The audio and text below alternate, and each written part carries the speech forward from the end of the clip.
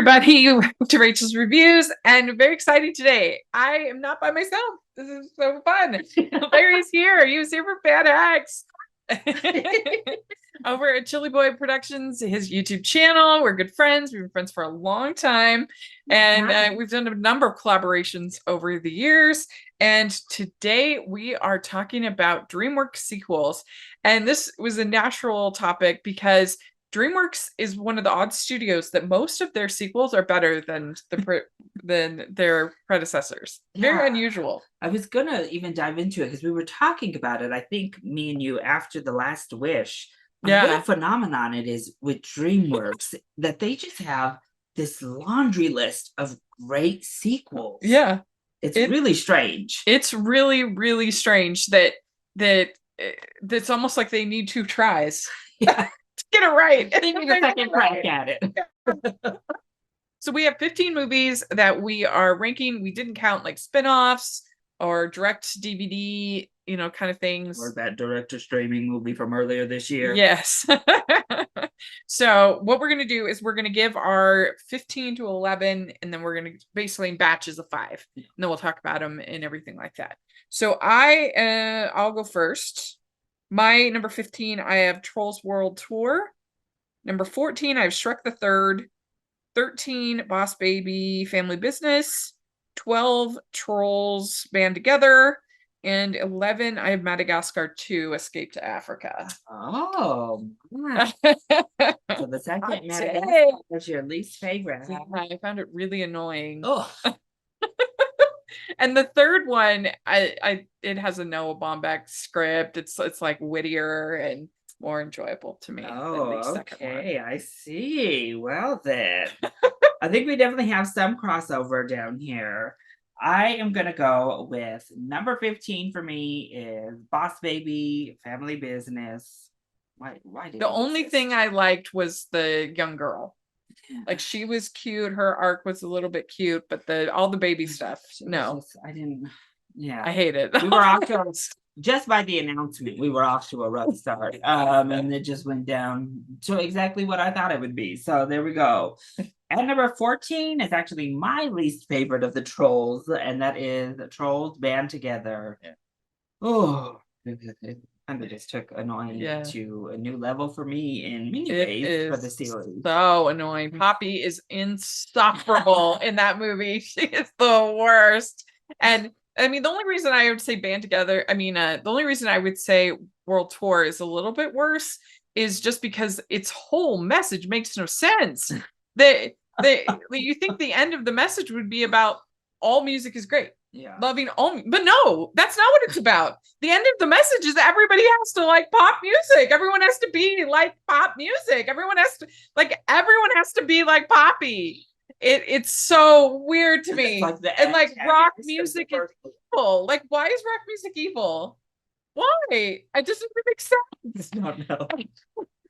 Yeah, especially the second movie goes back on the message of the first one. You would think the final song would be like a meshing of all the different styles and some like celebration of all music, and all music's great, but it's not. It's just pop music. It's so bizarre. But they're both terrible. Absolutely terrible. At number 13, I have Shrek the Third. This was before I was a critic. I was so upset. I was so angry at this movie because I just hated everything about it. I hated all the jokes. I hated the animation. I hated the story, and I just felt like you stole my money, DreamWorks. I was really upset. This movie, I really didn't like it. Coming off of like the back-to-back whammy of Shrek and Shrek Part 2, to get this was just like, oh wow, okay, not funny. Great, I guess. And Shrek is insufferable in it. Yeah, it's not great. Then at number 13, I have The Croods: A New Age. I don't know. At number 12, I have Croods: A New Age. I know a lot of people really enjoyed the first one. It obviously got that Oscar nomination. I was pretty indifferent on the first Croods. I thought it was fine. And this one was pretty much a step down in every way, and it kind of really leaned into some of the more annoying impulses of the first film for me. Yeah. To where I was just like, no, thank you. I don't mean, know. it was pretty, I think, but and it had some interesting messaging, especially for 2020 to have a big message about building a wall. Yeah. was pretty cool. So I appreciated that. But yeah, it wasn't great. And then at number 11, just outside my top 10, I have Madagascar 3. It's another one that's definitely been a while since I've rewatched the Madagascar franchise by and large. Yeah. I just remember not really caring. Like, I don't remember all that much about this European adventure of these African animals. Yeah, I'm not huge on any of the Madagascar movies, but I do think the script is, you can tell it has Noah Baumbach writing, so the script is kind of funny. And but yeah, enough, I don't know. Maybe the first one and then the penguins is like my favorite. But Madagascar 3 is just it's whatever. Are you a fan of Rachel's reviews? Do you look forward to Family Movie Night, Female Film Critics panels, or the Talking Disney podcast? If so, please consider supporting the podcast by becoming a patron. As a patron, you get to access monthly events such as the watch-alongs and Q&As, where you get to talk to stars and find out the behind the scenes of the movie making industry. And you can pick what I review for Family Movie Night or even become a guest on the podcast. Podcasts and YouTube channels are expensive, and I really, really could use your help. I would so appreciate it. You also get to be a member of the Facebook group where we talk about all the films that we're seeing, and we have so much fun. Go to patreon.com/Hallmarkies and select one of the Rachel's fan tiers. That's patreon.com/Hallmarkies. All right. Well, my number 10 is where I have Crudes. Okay. Yeah, it's basically the same. 9 is where I have Madagascar 3. It's not that high. 8 is where, and these are now, this 8 are movies I like more, I would say. 8 is where I have Kung Fu Panda 3. Okay. I enjoyed it. I liked the adoption message. But then I have Kung Fu Panda 4 at 7. Okay. Oh. And I have Shrek Forever After at 6. Oh. And I contemplated when we did our underrated, I contemplated Shrek Forever After. Really? Because I actually think it's pretty clever. It's sort of It's Wonderful Life, like take on, and I mean, especially with how terrible Shrek the Third is. Oof. Like and I had like put off watching because I was so mad about Shrek the Third. So I was like, I'm not watching the 4th one. Yeah. And it wasn't until I had a YouTube channel, I was like, okay, I'll watch it. And I was like, that was, so again, might have been helped by low expectations, but it was a lot better than I thought it was going to be. Yeah. As Shrek Forever After. And I think Rumpelstiltskin is a pretty good character. Like I think it's pretty good. Yeah. No, it's definitely a huge step up from the third one. That third one is like a well, at number 10, I have Trolls World Tour. I definitely agree with that. The message at the end, it happens in both, actually. I was talking about how it's an antagonist, like it's the reverse of the first movie, but it's really not, because the first movie does the same thing, where they try to like build in this message of not always having to be happy, but then they're like, no, you have to conform. Like, they make him conform to Poppy. So every movie, they just make somebody conform to Poppy. Yeah. Like, it's all about Poppy. If you're not like her, you're wrong. Yeah, and you have to change. It's I did like some of the music. Like, I really liked the country western song in this movie. Yeah, there's some good music. And I also really liked the message earlier in the movie, obviously, about like gentrifying music and kind of taking from different aspects of music to build upon. So I liked more aspects of that compared to like Band Together. I was like, oh no, not for me. Then at number 9, I have Madagascar 2, Escape Africa. So we should have a swap. I mean, it's silly, it's fun, it has fun moments, but again, it's just kind of like the Madagascar series. The characters are annoying. They are annoying. They have moments where it's like, that's kind of cute, that's kind of fun, but overall, I don't know, they're really filler to me. Like, for such a franchise that had its moment, like in the 2000s, Madagascar was a very permanent everywhere. Shows, everything was Madagascar all over the place. But it just felt like a lot of filler to me. None of them are all that good or near the top tier of DreamWorks animation. Then at number 8, I have Shrek Forever After. I do also think, I like Rumpelstiltskin. I think he's a really fun villain. There's some stuff in here that I think is weird. Or I'm like, oh, okay, well, sure, DreamWorks, we'll go with it. But by and large, it's definitely, once again, back in the step to the right direction for the Shrek franchise. So if Shrek 5, which we pretty much are confirmed is coming now. Yeah. Oh, but from the director of the Trolls movies, no. that's what really gives me pause. I was pretty excited, like after Puss in Boots, The Last Wish, I was like, okay, yeah, you know what, give me Shrek again. I think I'm ready. But then I saw Trolls director, I was like, oh, DreamWorks, we don't have to go in-house every time. But it's I'm ready to see. All right, then at number 7, I have Kung Fu Panda 4, a really solid film. I think it's very good. It's definitively my personal least favorite of the 4 Kung Fu Panda, I would say by a decent margin, actually, which is funny because there's another Kung Fu Panda movie coming up next. So the gap between 7 to 6 is something, but they haven't missed with the Kung Fu Panda. They've been all good movies at the very minimum. And then finally at number 6, I have Kung Fu Panda 3. So we have the same 2 Kung Fu Pandas in this section. It's really sweet. It's a really sweet story. I think the music, particularly in this, is so good. I don't know. I love Kai's theme. Hans Zimmer. It's so good. When he gets to do animation, he brings something different to the table than when he does his big bombastic. It's true. I mean, even the Boss Baby, like as far as the score. He does such great work. And like you said, I love the adoption message and the idea of having 2 dads and like 2 families. You don't have to push one out to bring a new one in and all that. So the Kung Fu Panda series. Yeah, that's a good choice. All right. Should we do 5 through 2 and then do our 1 together? That sounds good. Okay, my number 5 might be a hot take. I have How to Train Your Dragon 2. And the reason why this is my least favorite of the 3, I like them all, but my least favorite is because I think the mom is put off the hook too quickly. Like she's not really held accountable for leaving her family, and there's no real like anger or frustration, or I don't know, I just don't really like that. And then I also just feel like it gets a little convoluted with the alphas and the and everything, but anytime they're flying, I'm happy. I love that in these movies, and the whole relationship between Hiccup and Toothless is really wonderful. So it's a good movie, but it is my least favorite of the 3. And then at 4 is where I have How to Train Your Dragon 3, the third one, and I do think that the ending is quite emotional.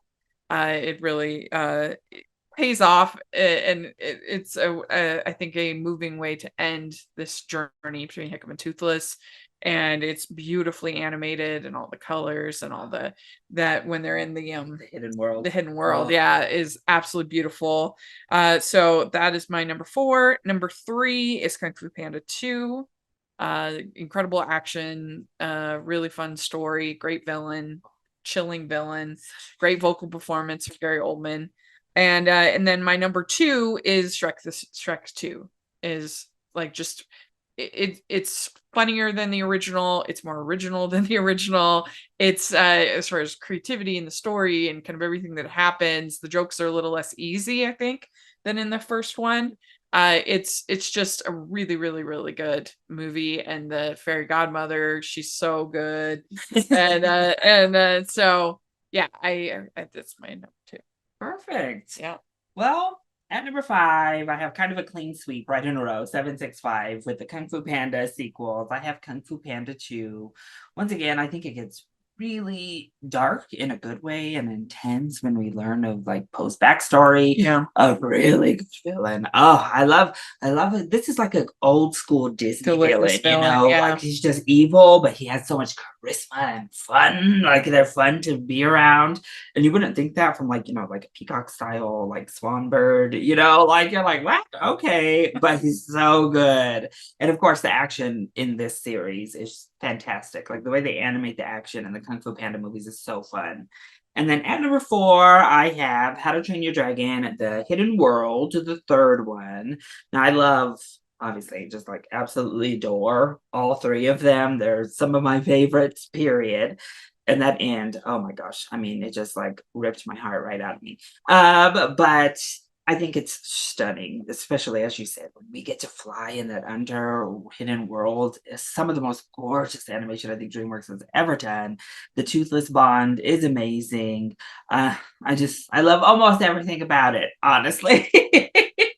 And then this might be a hot take for Rachel, but at number 3, I do have Puss in Boots: The Last Wish. Oh, what a return to form for DreamWorks. It was so exciting. After, they're up and like DreamWorks is. I feel like since their inception, they're very up and down. They'll have like a masterpiece, the best animation we've seen in years, and then they give us one of the worst animated films we've seen in a long time. And they were true to form. And this was a year that they gave us 3 animated movies, like back to back to back, with the Bad Guys and Ruby Gillman, Puss in Boots: The Last Witch, all kind of came out right by each other. And they just like gave us this, one of the most effective main villains in a DreamWorks film ever, with very little screen time the Big Bad Wolf gets. But oh my gosh, some of the scariest stuff in any movie they've ever released. I was one time when I saw it, I was at the theater and there was a little girl that was across the aisle from me, and she was absolutely petrified. Every time I came on screen, she was like squirming. It was so funny. And I was like, yes. Because it just feels like we've had nothing but generational trauma from animated films, especially Disney, in the last 10 years. And it's just so refreshing to have like a truly like evil presence, but that actually they still have generational trauma in the movie. In the Bears too. Yep. And their villain who, have their redemption arc. So we have 2 villains in here who don't have a redemption, one who's just like deplorable. And then we have the Big Bad Wolf who's just kind of doing his job. Yeah, he's just doing his job. And that's maybe what makes him even more terrifying. And obviously, as mortal beings, we can relate of death will come for us too, doing their job. And then we have Goldilocks, who also has a really nice arc. Like that family's arc could have been throwaway. It could have been filler, but they did so much. And obviously I just love our little Pero, who is so cute. That scene with the anxiety attack in this movie is so good. Like him actually getting to be a therapy dog to Puss. It's one of the best scenes of the year that it came out. So love the film. It improves upon the first Puss in every way. In literally every single way it possibly can. Yeah. And then at number 2, I also have Shrek 2. Yeah.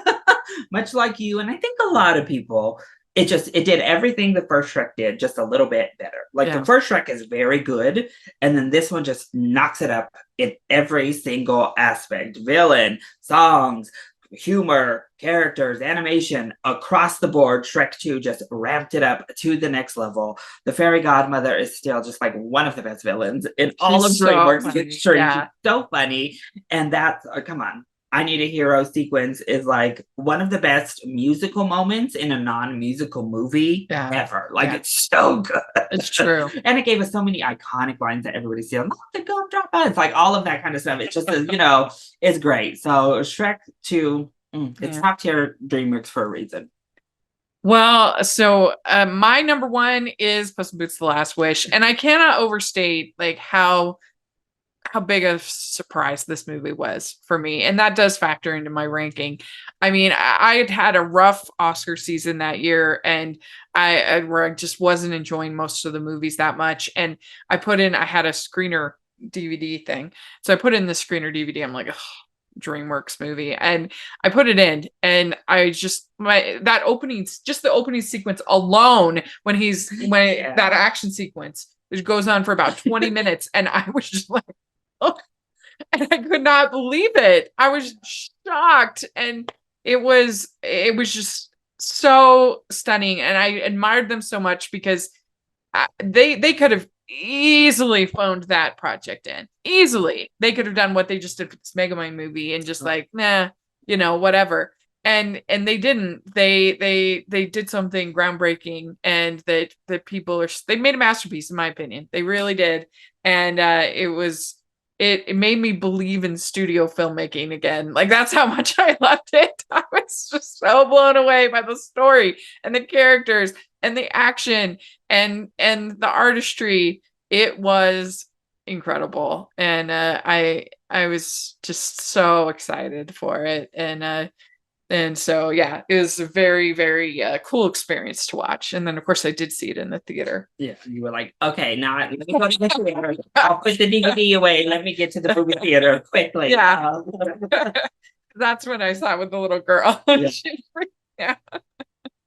So that's my number one. What's your number one? At number one, we're back to my personal favorite DreamWorks franchise, and it is How to Train Your Dragon 2. I understand Rachel's complaint with the mother. I do understand it. I guess it just didn't quite weigh as heavily on me upon watch or subsequent watch. I just think the story is deeper and darker in most ways to the first one.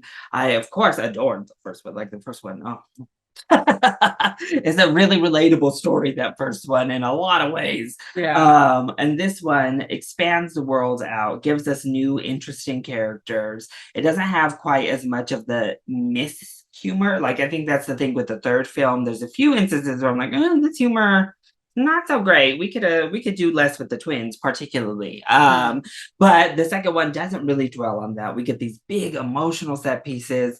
Obviously, the moments with Toothless overcoming this thing to come back to Hiccup is just like, oh, and them having to defend their land, I think is fantastic. I think Drogo is like a great villain. I think he's a really menacing villain. If not that deep, he's just really like intimidating. And I like the designs of the big dragons, so like big ice dragon. I think it just looks cool. Yeah, they do look cool. Those. So yeah. I don't know, it just swept me away. It like blew me away upon first watch. I don't know if I have it. I know a lot of people actually, I think, have this one as their number one of the How to Train Your Dragon series. I think the first one is still just, they're like this for me, but I think it's still just barely the first one. Yeah. But I love it. The first one, the whole message of like, even if your society is telling you to do a certain thing and to behave a certain way, but he was willing to listen to his heart and what he knew was right. And that's what dictated his choices to him. And I just think that's a great like message, and it's really beautiful. Of course, you got all the basically like boy and his dog, boy and his dragon kind of a thing, which is really fun. And so it is my favorite of that series is the. And of course, if you know me, it also has a touch of like animal conservation message with the dragons, like stop killing them. We don't have to kill them. Right. So of course, I love it. Yeah. Well, let us know what you think. What do you think of our rankings? What do you think? What would you have? How would you rank these 15 films? Let us know in the comments. If you want to do your own video, just tag us or your own blog post. We'd love to hear what you think. And so, Larry, how can people find you? Yeah, you can find me here on YouTube as well as over on Instagram at Chili Boy Productions, and then on Twitter at Chili Boy YT. Great. And make sure you like this video, subscribe to the channel, subscribe to Larry's channel, and make sure that you check out on Twitter and my Rachel's reviews on all my reviews over Rachel's Reviews. I've done like a whole DreamWorks series over there, so make sure you check that out.